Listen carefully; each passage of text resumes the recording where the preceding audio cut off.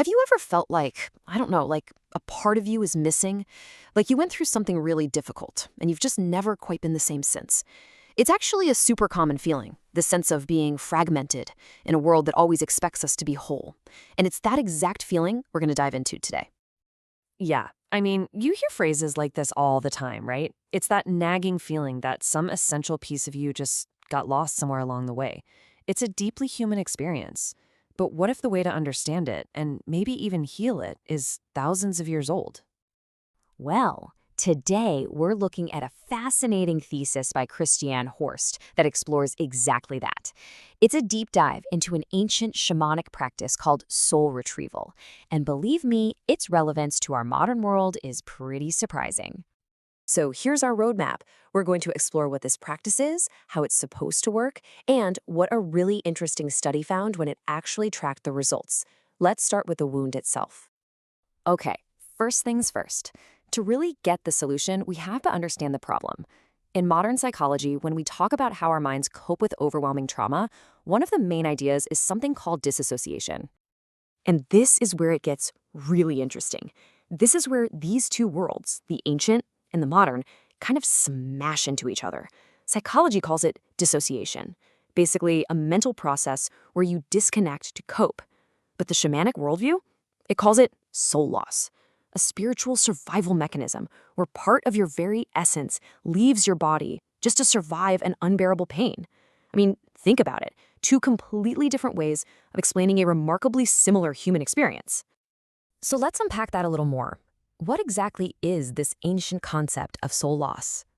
At its core, it's this idea that when we experience something really traumatic, a bad accident, abuse, the loss of someone we love, a piece of our vital essence literally splits off to survive. And get this, in this worldview, this isn't just a metaphor. It's a real event that leaves a person feeling incomplete. And this isn't just some abstract idea. According to the tradition, this loss shows up in very real, very painful ways. We're talking chronic depression, that constant feeling of being broken, addictions, or just this general lack of energy or vitality. It's that never been the same since feeling, but framed as a diagnosis. Okay, so if soul loss is the problem, what's the solution? Well, it's a specific ceremony called soul retrieval, and it's designed to go find those lost parts of a person's essence and bring them back home. The ritual itself is this really fascinating multi-step process. First, the practitioner prepares the client. Then, they enter an altered state and journey into what's called non-ordinary reality to find that lost piece. But here's what's so profound. They don't just snatch it and run. They actually learn its story, why it left, and what positive quality or gift it holds. Then, they have to convince it that it's safe to come home before ritually blowing that essence back into the client. And this journey involves talking with spirit helpers, which can be surprisingly personal and, well, even funny. The author of the thesis tells this great little story about her power animal, a raven named Abraxas. One time she needed advice, and he told her he was too busy because he'd booked his vacation in Egypt. It's a small detail, but it just perfectly shows the kind of living, dynamic relationship these practitioners have with this other world. Okay, but this isn't just a collection of ancient stories. This thesis is an actual research project with data. The author conducted a formal study to measure what happens after soul retrieval. So, what did the numbers actually say? The study looked at the experiences of 50 people who had gone through a soul retrieval. They gathered all this detailed feedback from them using a really comprehensive questionnaire. So, what brought these people to try soul retrieval in the first place? Well, the number one reason, by a long shot, was emotional disorders at 68%. Right behind that was physical illness. This connects right back to those feelings of depression, anxiety, and being fragmented that we talked about at the beginning. And here's the finding that really stands out. When they were asked to judge the changes they experienced, a massive 82% of people described them as only positive or mostly positive. But here's the part that really made me do a double take. That last bar, 0. As in nobody, not one person in the study, judged the overall experience as negative. So what did people feel they got back? These weren't just vague, fuzzy feelings. The gifts brought back were concrete virtues.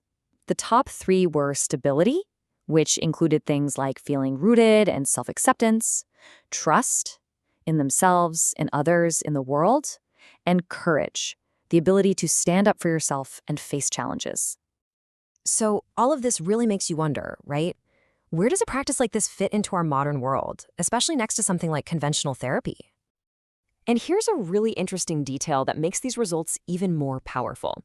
This wasn't a group of people who were against modern therapy. In fact, a lot of them had already been through conventional psychotherapy. They were looking for something more, or maybe just something different to help with what was still missing. I mean, just listen to this story from one participant. She had this debilitating fear of breast cancer that 2 whole years of therapy just couldn't solve. After 2 soul retrieval sessions, she wrote that her fear was, and I quote, "gone for good."